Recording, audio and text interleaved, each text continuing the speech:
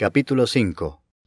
Vinieron al otro lado del mar, a la región de los Gadarenos, y cuando salió él de la barca, enseguida vino a su encuentro de los sepulcros un hombre con un espíritu inmundo que tenía su morada en los sepulcros, y nadie podía atarle ni aun con cadenas, porque muchas veces había sido atado con grillos y cadenas, mas las cadenas habían sido hechas pedazos por él, y desmenuzados los grillos, y nadie le podía dominar.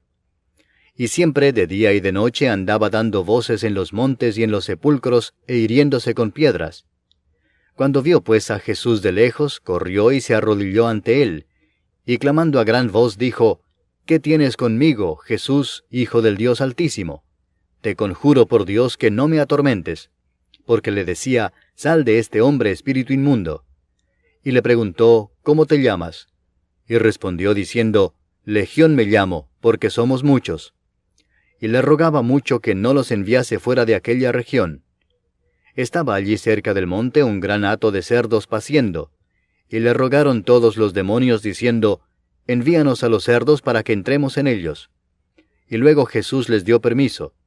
Y saliendo aquellos espíritus inmundos entraron en los cerdos, los cuales eran como 2000, y el hato se precipitó en el mar por un despeñadero, y en el mar se ahogaron. Y los que apacentaban los cerdos huyeron, y dieron aviso en la ciudad y en los campos, y salieron a ver qué era aquello que había sucedido.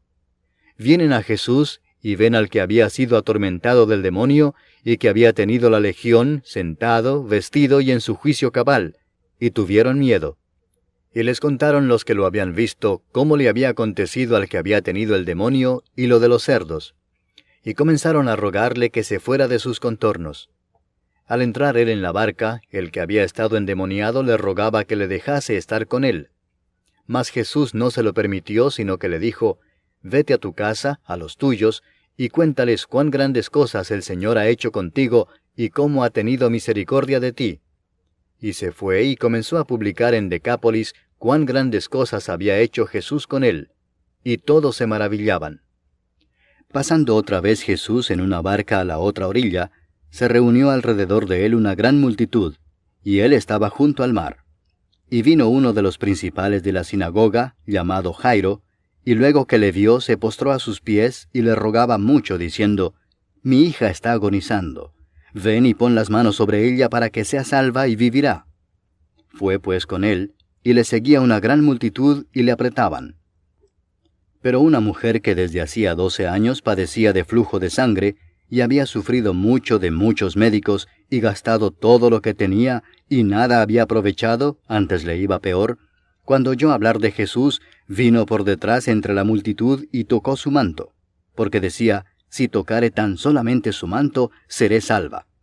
Y enseguida la fuente de su sangre se secó, y sintió en el cuerpo que estaba sana de aquel azote. Luego Jesús, conociendo en sí mismo el poder que había salido de él, volviéndose a la multitud, dijo: ¿Quién ha tocado mis vestidos? Sus discípulos le dijeron: ¿Ves que la multitud te aprieta y dices: ¿Quién me ha tocado? Pero él miraba alrededor para ver quién había hecho esto. Entonces la mujer, temiendo y temblando, sabiendo lo que en ella había sido hecho, vino y se postró delante de él, y le dijo toda la verdad.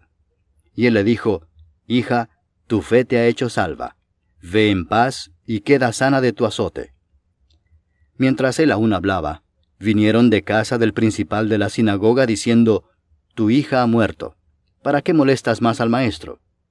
Pero Jesús, luego que oyó lo que se decía, dijo al principal de la sinagoga: No temas, cree solamente. Y no permitió que le siguiese nadie sino Pedro, Jacobo y Juan, hermano de Jacobo. Y vino a casa del principal de la sinagoga, y vio el alboroto y a los que lloraban y lamentaban mucho. Y entrando les dijo: ¿Por qué alborotáis y lloráis? La niña no está muerta, sino duerme. Y se burlaban de él. Mas él, echando fuera a todos, tomó al padre y a la madre de la niña, y a los que estaban con él, y entró donde estaba la niña.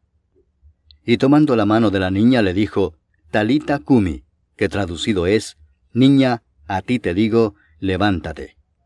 Y luego la niña se levantó y andaba, pues tenía 12 años. Y se espantaron grandemente. Pero él les mandó mucho que nadie lo supiese, y dijo que se le diese de comer.